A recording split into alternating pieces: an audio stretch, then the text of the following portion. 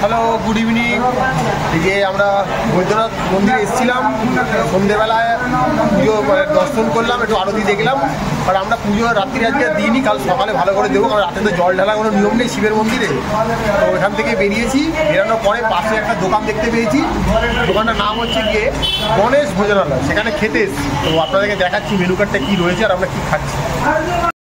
এই যে দেখুন, গণেশ ভোজনালয়, এখানে থালি পাওয়া যায়, স্পেশাল থালি, মহারাজা থালি। থালিতে রুটি থাকে, এক বাটি ভাত থাকে, স্যালাড থাকে, সবজি থাকে, আপনার মশলা দই থাকে, পাঁপড় থাকে, আচার, আর এখানে একটু মিষ্টি বেশি থাকে, এগুলো থাকে। আর এই যে দেখতে পাচ্ছেন এখানে পনিরের আইটেম। এই দোকানগুলো কিন্তু পুরো নিরামিষ, পেঁয়াজ রসুনেরও কোনো ব্যবহার নেই। আর এখানে ভেজিটেবিল রয়েছে, দেখতে পাচ্ছেন ভাজি রয়েছে, বিভিন্ন রুটির সেগমেন্ট রয়েছে, রাইসের সেগমেন্ট, ডালের সেগমেন্ট রয়েছে। তো আমরা আজকে নিরামিষই খাচ্ছি। তো দেখছি কি কি অর্ডার দিলাম আমরা।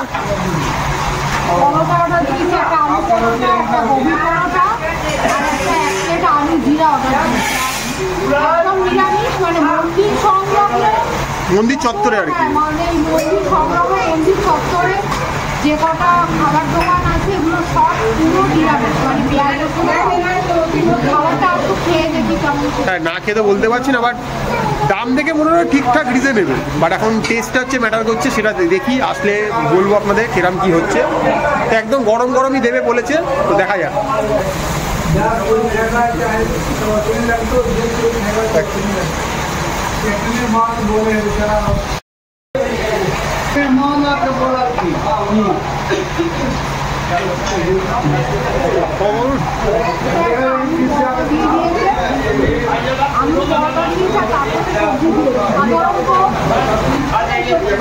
আলু পরোটার সাথে সবজি দিয়েছে, আলু পরোটার সাথে সবজি আমি কোথাও পাইনি।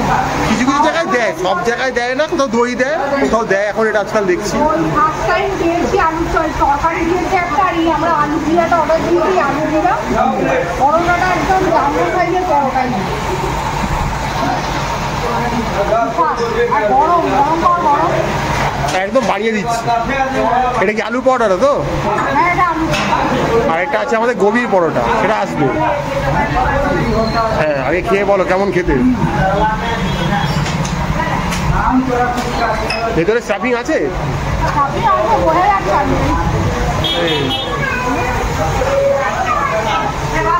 এমনি টেস্ট কিরকম?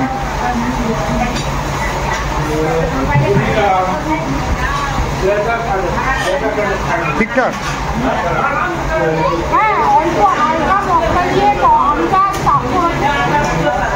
ঠিকঠাক। আর একটা কথা হচ্ছে যে পরোটাটা, হ্যাঁ, এটা কিন্তু ময়দার নয়, আটার পরোটা।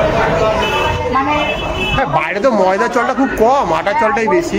বাইরে যেখানেই যাবো সেখানেই কিন্তু মানে এই পরোটা হোক, লুচি হোক, কচুরি হোক, সবই কিন্তু আটা। তরকারিটা খেতে কেমন?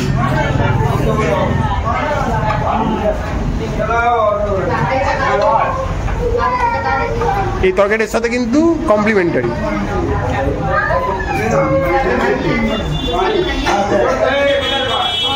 মশলাদার আলু, কড়াইশুঁটি এসব হালকা মশলা, মানে শুকনো মশলা, শুকনো লঙ্কা, গরম এসব দিয়ে করেছে।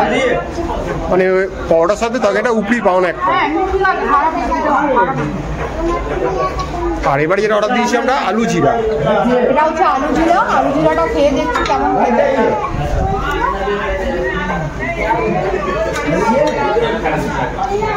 টেস্টফুল।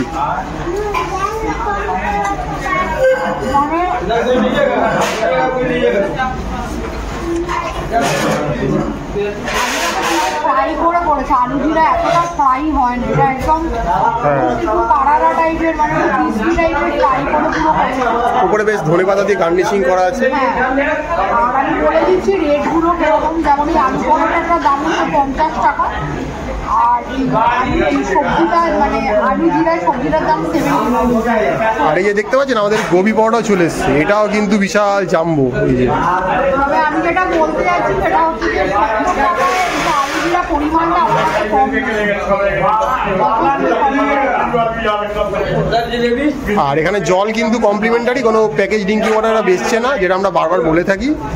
আর এই যে গোবি বড়াটা খেতে কেমন দেখো তো।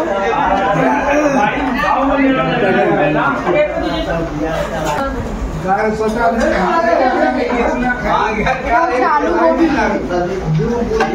পরোটা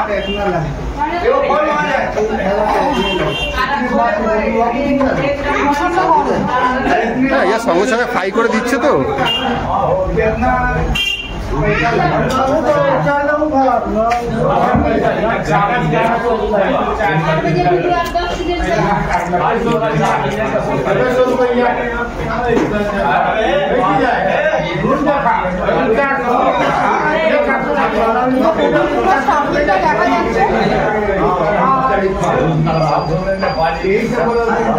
ফুলকপির গন্ধ আছে, মানে ফুলকপি দিয়ে বাট এটা ফুলকপিকে একটু করে ম্যাশ করে মশলা দিয়ে সাপিটা বানিয়েছে। খারাপ নয়, ভালোই। তো আপনারা যদি মন্দিরের সামনে আসেন, যদি মনে করেন খাবেন, তো এই দোকানগুলোতে খেতে পারেন। এটা হচ্ছে গণেশ ভোজনালয়, এর পাশে আরও দোকানও আছে, এটাই খেতে হবে নট নেসেসারি আমরা এখান থেকে খাচ্ছি, যেহেতু আমরা একটু নিরামিষ খাবো বলে। তো আপনারা চাইলে দেখতেই পারেন। তো এই আর এটার দাম হচ্ছে গিয়ে 60 টাকা, এই গোবি বড়াটার দাম। মানে আলু পরোটা 50 টাকা, গোবি বড়াটা 60 টাকা, আর ওটা 70 টাকা। এই অর্ডার দিয়েছি, যদি কিছু লাগে আর খাবো না, আমরা বাড়ি চলে যাবো খেয়ে দিয়ে।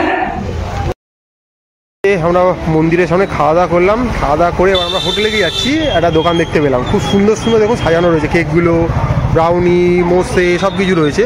তো আমরা এটা কিনিলাম, মোসে নিয়েছি। তো খেয়ে বলবে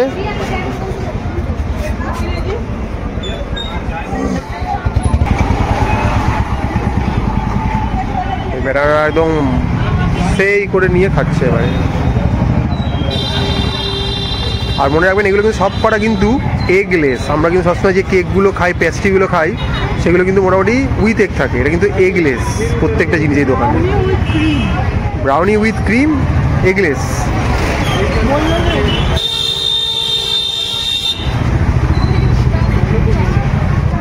দোকানের কোনো নাম দেখতে, কেক অ্যান্ড স্ন্যাক্স দোকানের নাম।